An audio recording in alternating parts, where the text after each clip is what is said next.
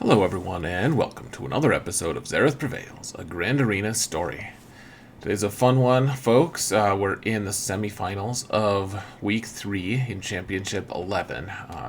It's 5v5, and my opponent always puts his Galactic Legends in the front zone without fail, and so I decided to fight fire with fire a little bit, put both of my Galactic Legends on defense, and just see who has the better off-meta counters, so we'll see how that goes. I've actually modified this video a little bit. Normally this is our Friday night live stream video, and what I did, I recorded it independently of the recording on Twitch, so I'm actually just going to do this like an old school battle report or GAC report, whatever you want to call it. I'm going to put a few video clips in. It's going to be a good time. So, hope you guys enjoy it, and I'll see you at the end, potentially. Real quick, folks, just want to give a huge shout out to my patrons. You guys are amazing. Really, really appreciate the support, guys. Couldn't have done a lot of the cool stuff that we've been able to do on the channel lately without your guys' help and support, so really appreciate it once again. Thank you all so much, truly.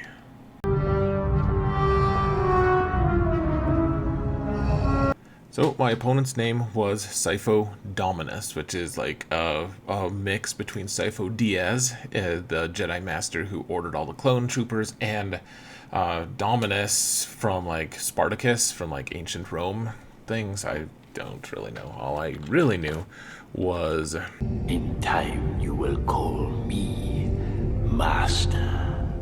So in the front, you can see that I have Kylo up top, along with Padme without 3PO. I was hoping to draw his Vader and Palpatine out to take out Padme so that they could take out Rey in the back. I don't have a photo of Rey in the back. I don't have my back zone, but it was a pretty strong back zone. Had Darth Revan and Rey.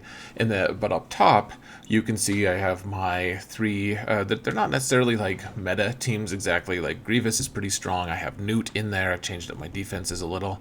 And then my Rey with Jedi Training Rey with the Resistance Heroes is a really strong squad, actually. Pretty legit on defense. And then Geos, you can get stuck on Geos if you don't use the right team. So, Traya would be great if you wanted to use them there.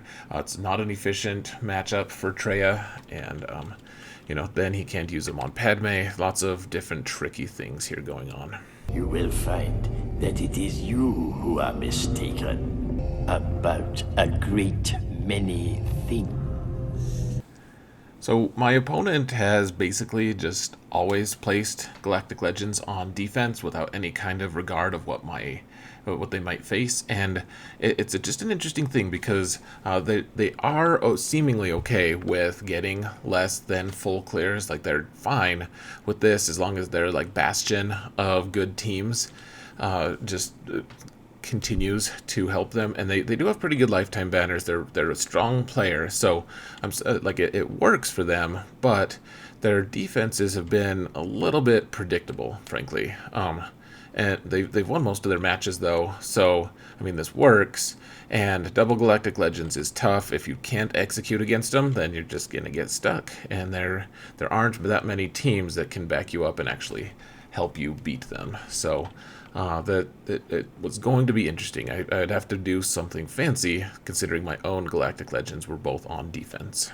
You're wrong. Soon I'll be dead, and you with me. So I did make a mistake on my defenses. I should have put both Galactic Legends up front.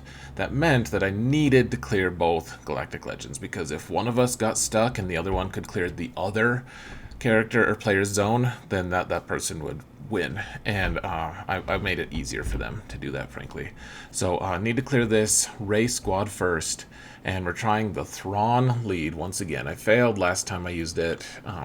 Gonna try it again though. So you give the weapons tech to Thrawn. Thrawn gets stunned by the heroes, but because it's his leadership, he gets turn meter for that, and then he has the taunting tech, so it cleanses him, so he gets a turn. He can pass the turn over to Traya.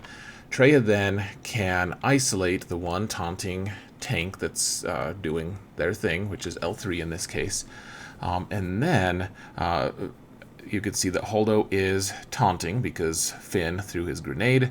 So you need to just isolate Holdo, which is frustrating because Rey's going to get her ultimate soon enough.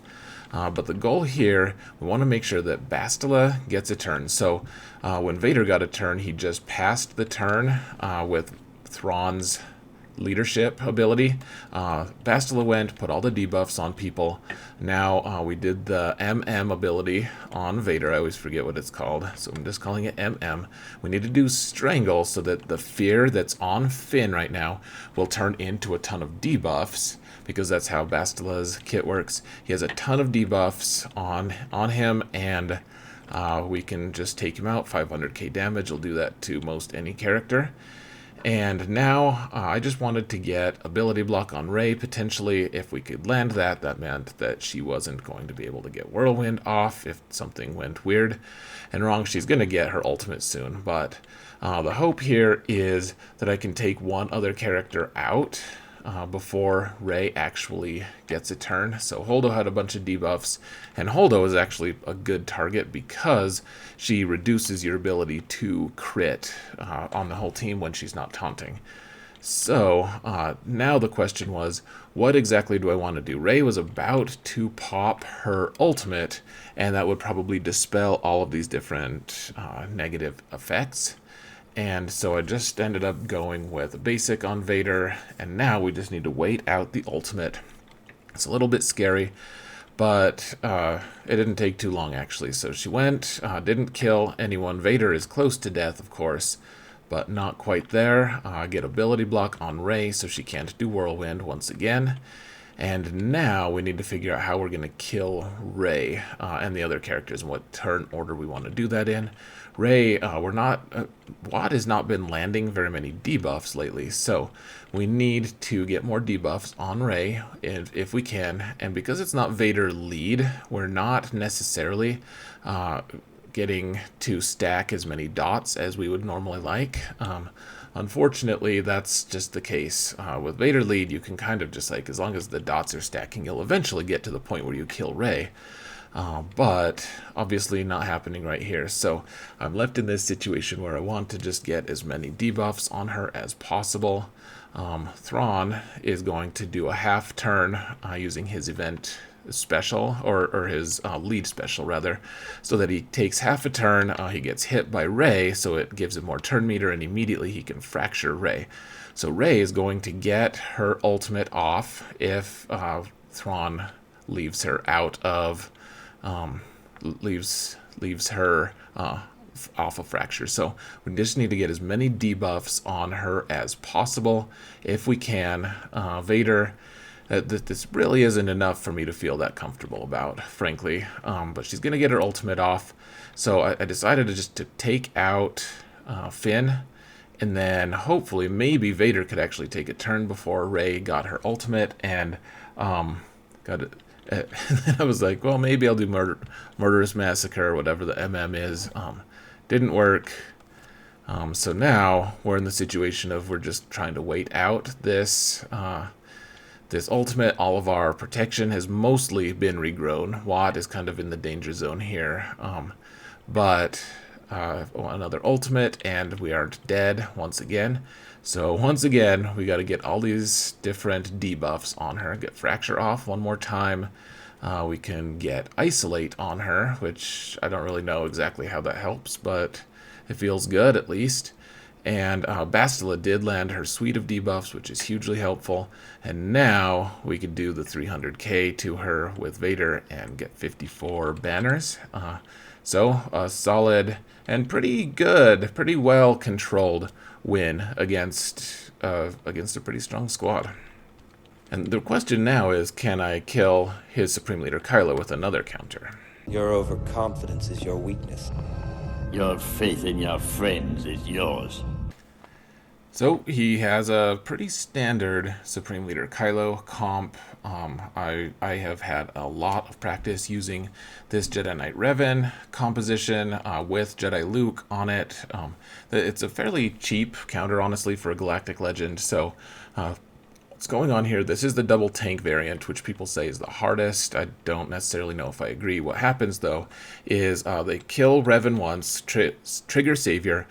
Revan gets a turn. He passes the turn over to Luke, who then stuns all the people, and Grandmaster Yoda goes, and we want to give everyone foresight, because Supreme Leader Kylo probably has enough turn meter that he's going to do his AoE unless something crazy happens, and we want everyone to be mostly unaffected. We want to keep his ultimate bar from actually triggering anything. Once that happens, we're going to give some buffs to Luke, and then we target Hux to increase his cooldowns, just in case he does get a turn. We don't want him to be able to give Kylo an extra turn. And then when Luke goes, we're not going to finish Hux off yet. We want to kill Red Trooper first. Sometimes we can just kill Hux. That's fine. But as a rule of thumb, you generally just want to leave Hux alone until Revan gets another turn. Then he can ignore all the taunts and the marks and everything. He targets, he grabs Luke and drags him along for an assist, killing Red Trooper. Now that Red Trooper is gone, we can feel free to kill all of these other First Order characters with impunity. So we get Master's Training from Hoda, and now Luke can just one-shot First Order Stormtrooper. He can one-shot Kylo Ren unmasked, and he is truly a monster. If you haven't seen my guide on how to do this, I highly recommend it. It is extremely consistent. It's not consistent in the sense that you're always going to have the exact same result. Sometimes Old Ben dies, sometimes he fails to die and is deprived of his notoriety in that regard. But one way or another, this is a very consistent counter. So 56 banners here, great. We've cleared both we've cleared both Galactic Legends with off-meta counters, and there's still some pretty tricky teams that we have to deal with. But overall, like, this is a pretty good zone to have cleared in one shot. So feels good. Of course, my opponent probably has enough to clear me in return, but as it stands, it's pretty cool that I was able to clear this. So looking in the back zone, they had a Mon Mothma team and a Nute team, neither of which had very many relics on it. So pretty good result. Alright, so back to this top zone, and we need to take out these Nightsisters. There are tons of relics on them. It's a pretty scary squad, and I didn't necessarily have a team that I felt super comfortable with trying out against them. Like, I had General Skywalker, which would beat any of the teams. Lots of teams that would win, but I've been really wanting to try a Chewpio squad here. He's Relic 5. I have 3PO, and frankly, this fight didn't necessarily go exactly the way I had planned. I didn't really know what to do, frankly. So you need to get 2 kills right off the bat against Nightsisters, because unless you have a way to deny revives, which we don't have, Zombie's going to sacrifice herself twice. So got 1 kill against Zombie randomly. Now we need to get 1 more kill against Nightsister, because we killed Spirit right at the start. So we killed Spirit, and now we need to kill Old Daka. So Old Daka is gone, and now here's the scary part. So if Talzin had been able to kill Chewpio there, she would have revived Daka, and probably the momentum would have shifted pretty dramatically. So having Relic 5 on Chewpio was probably what saved me, frankly. But now Old Daka's gone, Talzin's gone, so now they don't have a revive mechanic left on the team. And so now the question is, can I actually heal myself at all and steal some banners back? And in the end, the answer is probably not really. Like, maybe, but Spirit's going to be taking her toll. So if I just kill Spirit over and over again, that's great. It'll heal the first 3. It'll heal Chewie and the 2 who are guarded, which are Commander Luke and Han. But it won't heal 3PO, and it won't heal Chewpio.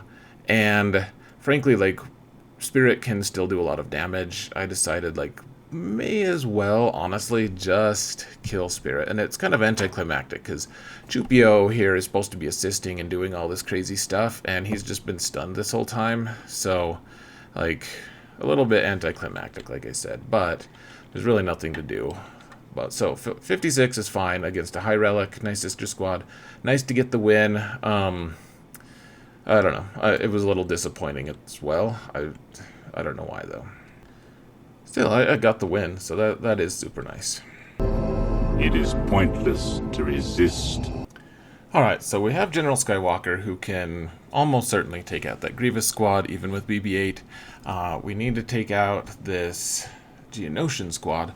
Luckily, I do have Nightsisters. I could use Nightsisters against the Grievous squad, but there is RNG involved, and frankly, we want to reduce RNG whenever possible. This Talzin Nightsisters counter is extremely reliable against Geonosians for the most part. Though it was a little nerve-wracking because we had just been talking earlier in the thread, or earlier in the stream, about how this isn't a 100% win rate. Like, probably in the 90s somewhere, but we were talking like, I wonder what the win rate actually is against this squad. And there's a lot of relics here. We need to take them out as quick as we can. I actually had an opening to take out Geo Spy, which I did. I did the big assist and was able to take out Spy, which is huge, actually. It's an enormous turn for them. They can't get Spy back. If they kill my characters, I can grow them back. So the goal here really is just slowly, over time, attrition down these Geos, which doesn't really work that well for any other squad other than Nightsisters. The thing is, Nightsisters, as you continue to kill characters, like, they'll kill your Nightsisters, and you'll kill their Brute, and so there's a lot of death, and Asajj and Daka both just keep getting stronger as a result. The Geos don't get stronger as a result of these deaths. And so over time, like, eventually Asajj is going to be able to do a huge amount of damage every hit, and her AoEs are going to wear them down. The Geos won't be able to heal as easily. So over time, it does work. You just have to be careful. Like, the scariest part is if Talzin gets ability block. If she gets ability blocked, then it can really go downhill quick, because Talzin, old Daka is the one we don't want ability blocked. As you can see, she did get ability blocked. She can't revive now. If someone hits old Daka, she hits one of these characters, like, now, even if I could revive Spirit, I wasn't allowed to, because I could only do a basic. The good thing about it is old Daka can do a basic, and even if it doesn't kill someone, the temporarily revived character from the Talzin lead is going to feed her turn meter. It's going to feed old Daka's turn meter, so she gets another turn pretty quick, because they get revived and then die again, giving her like 50%, I believe, turn meter. It goes away quick enough, but it can be pretty nerve-wracking if you get ability block on her. So luckily, Daka just isn't, for whatever reason, the AI does not target Daka too often. So I mean, knock on wood, I hope that keeps happening, but it's just kind of a weird side effect. I don't know why that happens. If they ever just started focusing old Daka over and over again, like, this match would start getting super dicey. So just one AI change away from total disaster, but as it stands, very reliable counter. And another, I mean, 55 isn't wonderful banners, but at the same time, I mean, it's good enough, frankly. Good. Alright, and now we have this General Grievous squad. We need to clear this top zone first, so that we can make sure to get to ships, so we can get those banners, and then I do have enough teams to probably clear the bottom, but this top zone is obviously the priority. Save the best team in the top for last, because this Grievous team, we can attrition it to death if we need to over time. With a bunch of lesser squads, I would prefer not to have to do that, but we need to, at the very least, consider doing that. we need to give consideration to that. So if I had failed against Nightsisters, for instance, it was good to have this General Grievous or General Skywalker team available to clean them up, because not a whole lot of teams I had left would actually be able to clean up a Nightsisters squad, especially if I had like loaded turn meter or something. So kind of the strategy behind it is you save your strongest squad to clean up some of these other squads. Like Geos are hard to clean up, Nightsisters are hard to clean up. Grievous, like I said, you can attrition them down eventually, and you know, if you guys want to see that, stay tuned for my next video. attritioning down Grievous. Like, I've done that quite a few times in the past. In my next video, I actually attempted as well. I'm not going to tell you the results of that, of course, but it is something that I attempt, and it is very possible at the very least. So, anyways, this fight kind of just conducts itself, really. There's not, like, that. Basically, it's just brute force. If you can get the Rexecute from Rex eventually, that's amazing. That totally wrecks Grievous, pardon my pun, or don't. I am unapologetic about it. But one way or another, you can kill Grievous. It's not great banners. 51 is actually pretty atrocious, but we still got the win, and we've cleared the top zone. The bottom zone is mostly Gear 12 stuff. We still have a couple good teams remaining. We have both Galactic Legends on. Things are absolutely looking up. So we have a Malevolence in the back without any kind of weird tricks that I can tell. And honestly, at this point, I felt like I should just give my opponent the opportunity to surrender, even though that's not really a thing in Grand Arena or Galaxy of Heroes. Seemed like the sportsmanly thing to do. Never. I'll never turn to the dark side. So be it, Jedi. So we need to take out this Mon Mothma team. We need to take out the Nute team with Nest. There's still a couple tricky teams, and I haven't really had a lot of opportunity to explore them fully, frankly. But this is kind of a good breaking in point for me. I have some good bounty hunters. I have Relic 4 on Boba and Bosk, Relic 5 on Jango. And because I folded up my Nute squad just to change things up, I actually have Jango available on this squad. Decided to use my Gear 11 Grief Karga as well instead of Embo. And this is against the Mon Mothma squad. The key is so that they have revives all over the place. On every Mothma team, there's at least 2 in this squad that can revive. You have Mothma, who can revive anyone, and then Xaereth Rebel Pathfinder can as well. However, the fact is, so they also have a lot of taunting and a lot of frustrating mechanics, but bounty hunters ignore a lot of those. Jango and Boba are both able to ignore the taunt, and they're also able to deny revives. And so the goal here is just to get kills with either Jango during his turn or have Boba use an execute move and just take him out. And Chewpio is ensuring that they have a ton of stacks of heal over time.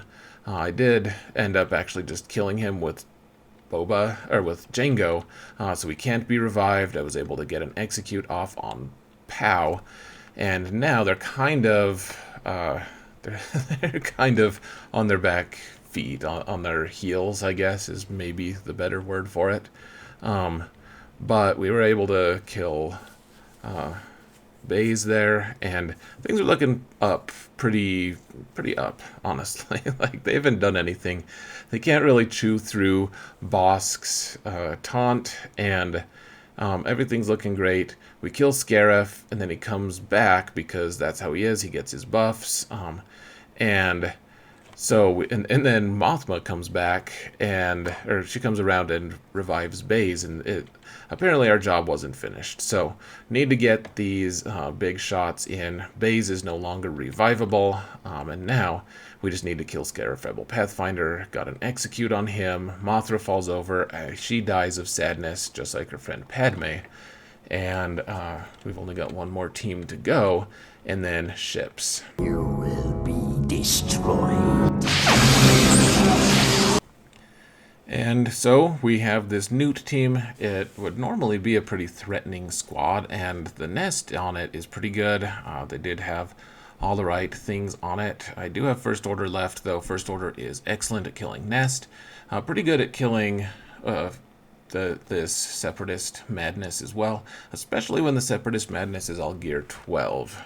And that's a key piece to this. If it's all Gear 13, it is a lot scarier, and we're going to start seeing Gear 13 a lot more in the future. Clearly, like Dooku, for instance, my Dooku's only Gear 12. If I want to unlock Palpatine, the new Galactic Legend. I'll need him at Relic, what, like 6 or something? So we're going to see him a lot more, and that's pretty scary. Right now, though, he is not scary, frankly. The goal here, so I wanted to stun Droideka. Didn't work with OG Kylo. Special Forces TIE Fighter, though, I did manage to call an assist with Fox, and as a byproduct of that assist call, that also causes a stun on Droideka, which is something I actually had been ignorant of until recently, and my buddy Klesso shouted it out, or pointed it out, rather. So good on him for unveiling secrets of First Order to me, considering I'm the one who introduced the joys of First Order to him in the first place. But it's a good relationship here. So decided to just give a quick FU to the nest, and that worked out nicely, of course. And now the question is, how can we maximize our banners? So Jango's still going to go.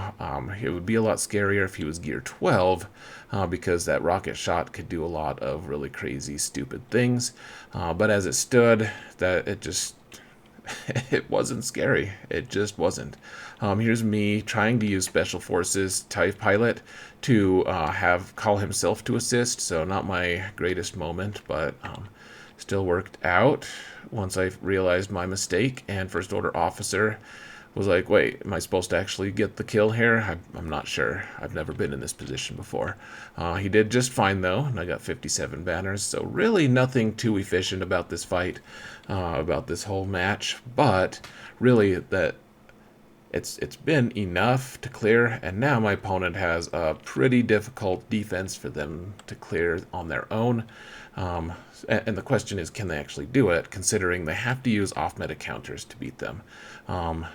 So we need to take out their fleet. Obviously, this is a good fleet for that, though. And you can almost always just get an undersized win as well, which is also nice for the feats. Yeah. Only now, at the end, do you understand? So I've shown you guys this match a ton of times. A lot of you still want to have it in the video, so I will show it to you. I'm going to speed it up just a little bit, though. So you want to start by targeting Sunfac, everything Sunfac. Eventually you want to try to get a big hit with 5s on the people who are target locked. We kill Sunfac, kill the starting Vulture droid, and now we just have to focus everything on Hyena. We get Plo in to dispel the buzz droids. We give everyone turn meter. We just keep hitting Hyena as much as we can. Plo eventually goes and dispels the buzz droids on Houndstooth, and we want to continue to avoid this distraction.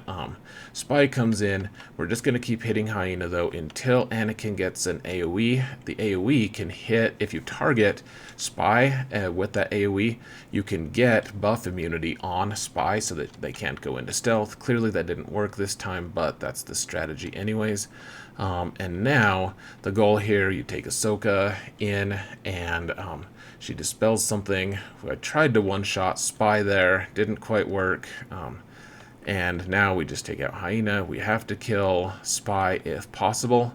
And frankly, we can just use an AoE, and they all disappear. So 61 banners, not the amazing best score I've ever gotten. I got 65 the other day against it, but 61 is well within the parameters of acceptable wins.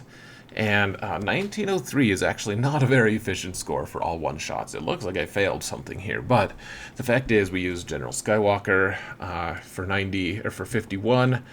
We got a bunch of other wins that were less, that were at 55 and even less, or right around there. We only got 160, so not an efficient set of kills, but at the same time, it's probably going to be pretty tough for my opponent to actually match that. I felt pretty confident waiting for his attacks that I would probably prevail.